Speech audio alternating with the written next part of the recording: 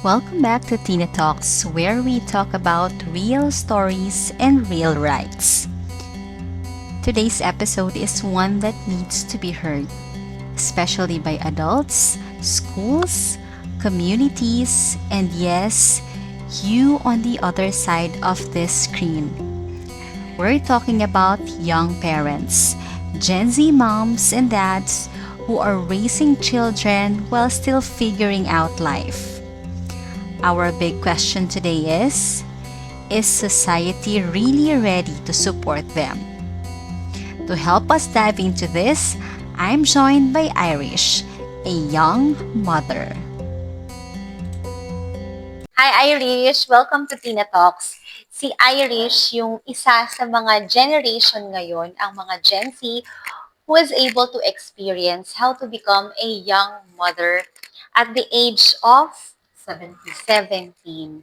But before that, before mo i-share sa amin yung journey mo na yun, taga saan si Irish? Saan ka lumaki? And kamusta yung family? Yung personal mong family? Palipat-lipat kasi kami ng tirahan. Ipinanganak ako sa Davao, tapos lumaki na dito sa Siquijor. Lumaki ako sa katamtaman na estado ng pamilya. So, hindi naman masyadong nagugutuman or ano, pero Sapat. sapat lang na makakain kami sa isang araw. Pamilya namin sanay na hindi open sa isa't isa. May dysfunctional family. Kaya yung mga problema hindi gaanong ino-open. Ngayon na malaki ka na, anong pagkakaunawa mo? Bakit tingin mo ganun yung naging culture sa family na hindi kayo open? Hindi kami naging ganun ka-open. It's because hiwala yung mother at father ko. And then, nasanay kami na walang parents na nag-guide as we grow up. And then, hindi, pero along the way, iintindihan naman namin kasi nga, nag-work sila abroad to sustain us. Pero, since bata pa kami noon, bata pa rin yung mga ate at kuya ko, hindi pa nila, wala pa sa kanilang isipan kung ano ang ginagawa ng mga parents ko para sa amin. So during that time, Irish, kayo-kayo lang magkakasama sa bahay? Hindi. Magkakapatid? Ako nung time na yon, binilin ako dun sa kapatid ng lolo ko. Sa tiyahin ni mama, which is tinatawag ko na rin mama at papa. So na-distribute kayong Oo. magkakapatid sa mga tito-tita, Ako lang, kamag-anak? te. Ako Ikaw lang. lang. Oo. Bakit ikaw lang? Kasi, Tingin mo? ampon, ano, Sabi nga nila lagi pag bunso ampon. Ako din bunso din ako, ampon daw ako. Tapos Tapos, 9 years din yung oo. gap namin ng kuya ko. tapos yung tatlong kapatid ko, dyan sila sa side ni papa, which is sa mama at papa ng papa ko. Doon sila. And then, ako lang talaga yung nahiwalay. Kaya hindi kami ganun ka-close. Paano yun nakaapekto sa pagpapalaki sa'yo? Gaano ba katagal na wala yung mga parents mo na hindi nyo nakasama? Bumalik man si mama magtrabaho, umalis siya nung nag-grade 4 na ako, doon na nag-start. Yung parang, umiiyak na lang ako paggabi. Yun bang, tapos di ba may autistic ako na kuya. Nag-open up ako sa kanya, kahit na ano, Bakit ka umiiyak paggabi? Anong iniisip mo? Hindi, nami-miss ko si mama that time. O, tapos, nahihirapan ako kasi yung time na yon, doon na kami naipon, kaming ng magkakapatid ko, doon, dyan sa side ni Papa. Yung time na yon, patay na yung lola at lolo ko. Yung ate ko na lang yung parang naging mama at papa namin. Tapos si ate that time, may anak siya. Hindi pa rin siya stable mentally at emotionally. Nabuburden din kami kasi nabuburden siya. Tapos hindi niya alam paano kami alagaan. Tapos yung time na yon, hindi kasi ako nasanay na wala na si mama kasi syempre pag grade 2 ko, may nag-sub na ulit kay tsahin niya, which is si mama. Mhm. So, naglaki ako na nakadepende sa kanila. Mhm. Tapos yun na, pag alis ni mama, doon ako nahirapan. Na-mention mo kanina na minsan nag-open up ka doon sa older brother mo na may autism. Bakit sa kanya ka nag-share? Kasi, magkatabi ka, ay, hindi naman magkatabi. May separated beds kami, pero sa iisang kwarto. Bata pa lang kami, parang hinahatid siya ng lola namin doon sa Kaitikan, which is doon ako nakatira sa tiyahin ni mama. Hinahatid siya doon, tapos kami talaga yung naglalaro, nag-aaway, tapos bati ulit. Parang ganon. Tapos, yung pagdating na namin dyan sa lungsod, ano na kami noon ha, 10, 9, 10, mga ganyang age na kami noon. Tapos, syempre, namimiss ko si mama. Tapos, sinasabihan ko siya na, Kuya, kasi once in a week man nag-uwi si mama dyan sa bahay. Mhm. Kasi pag ganyan-ganyan siya Dumaguete, tapos dito. Tapos, sinasabihan ko siya na, pag dumating si mama, sabihin mo na parati akong umiiyak magabi. Para maawa si mama ba, para hindi na siya aalis. O, yan yung sinasabi ko sa kanya. Tapos, sinasabihan ko siya na, namimiss mo ba si mama? Parang ganon. Tapos, syempre, may autism siya. So, hindi siya sasagot? Sumasagot siya, pero yun bang plain na sagot na parang wala lang sa isip. Hindi mo alam kung talagang nasa puso yung sagot niya. You also, ilang taon ka nung nalaman mong pregnant ka? And anong unang pumasok sa isip mo? I was 17 that time. Tapos ang unang-una na sumagi sa isipan ko is, paano to? Like, kasi that time, I was dropped out of school kasi. Tapos, plano ko pang mag-continue. So, yun na paisip ako ba na paano to kasi syempre yung may mga kapatid ako na hindi nakapagtapos. Parang ako na yung manok ni mama nung time na yon para magpatuloy. Yun nabuntis na nga ako. And then, pero, palagi kong tinatanong si Bart that time na, paano na to? Like, hindi ko kasi alam. Si Bart yung boyfriend mo? Kasi hindi ko alam kung paano talaga kasi nga, takot talaga akong mabuntis. So, ano yung una mong inisip nun? Kasi since you were planning na mag-aaral ka ulit, so, natakot ka bang ipagpatuloy na mag-aaral ka ulit? Tinuloy mo pa rin? Actually, nasa isip ko na mag-continue kahit na buntis ako. Kaso, ayaw ng family ni Bart kasi daw buntis. Tapos, yung pag-i-enrollan ko pa ay sa Larena. So, mga half an hour yung biyahe. So, parang nawo-worry din sila. Pero nasa plano ko talaga na come what may, kahit buntis na ako magpapatuloy. Pero ayaw nila kasi nga, tapos malaki pa yung school na yun. So, parang baka ma-stress lang ng palakad-lakad. So, more on your health, kung bakit hindi sila pumayag na mag-stop ka muna mag-aral. Oo. During naman nung pregnancy journey mo, syempre may mga prenatal yan, may mga check-ups, meron kang actually, during the first 3 months of your pregnancy, meron niyang mga hormonal changes na nangyayari sa'yo, may paglilihi na tinatawag nila. Kamusta yung journey mo? Sinong nag-guide sa'yo? Paano yun? Kasi first time mom ka and young mother ka eh.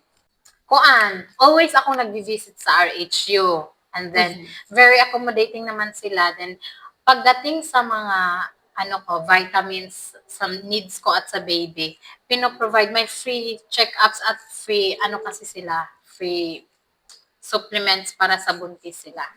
Paano yung support naman ng husband mo na also first time na magiging tatay at first time na mag-handle ng asawa na buntis? Paano yung relationship nyo during that time? Alam mo, sa time na parang shaky na yung relationship namin. Tapos, hindi na siya gaano umuwi sa bahay. Tapos, timing nun, may nag-offer sa kanya ng work. And then, after niyang mag-work, ididiretso siya sa computer shop. Addict na addict siya ng computer that time. So, parang, pero ako, nag-adjust talaga ako since nakikitira lang din. Pero, salamat din sa pamilya niya kasi hindi ako pinabayaan. Tapos, parati nilang sinasabihan yung partner ko. Ano naman yung naging reaction ng family mo, ng friends mo, ng circle mo nung nalaman nila that you're pregnant at 17 years old? Ano yung una nilang naging reaction? Naging masaya ba sila initially? Natakot din ba sila? Kinahiya ka ba nila? Or nag-distant ba sila sa'yo? Ano naging reaction nila? Yung reaction ng mga friends ko, pero syempre, ewan ko ba kung yun ba yung talagang nagustuhan nila. Pero nag-congratulate naman sila. Pero at first, may hala talaga, malaking hala sa nila. Because you're 17.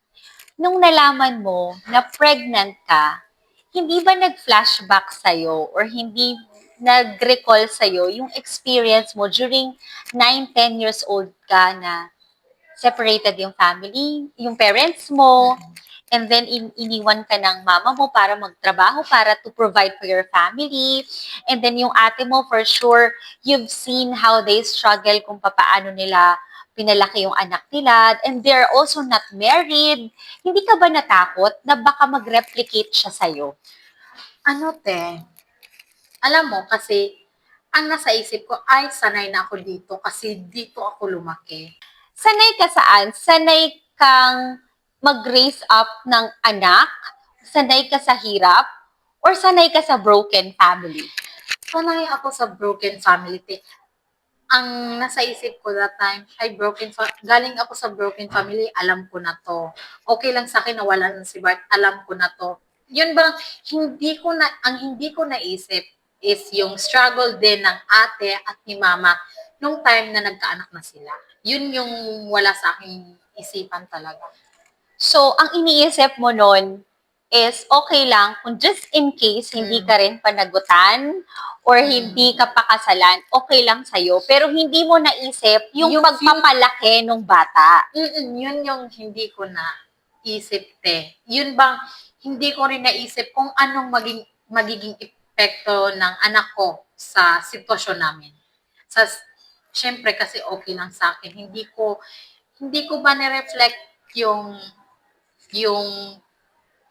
sitwasyon ko sa sitwasyon ko noon. Now, let's talk about social media. Yung generation ngayon, mahilig talaga sa mga life updates. Lahat ng kilos, lahat ng galaw, nakapost siya. I would like to ask you, kamusta yung life mo sa social media during the time na nagbubuntis ka or nanganak ka na, actually, dalawa na yung anak ninyo ngayon ni Bart, right? So, did you post it? Natakot ka ba?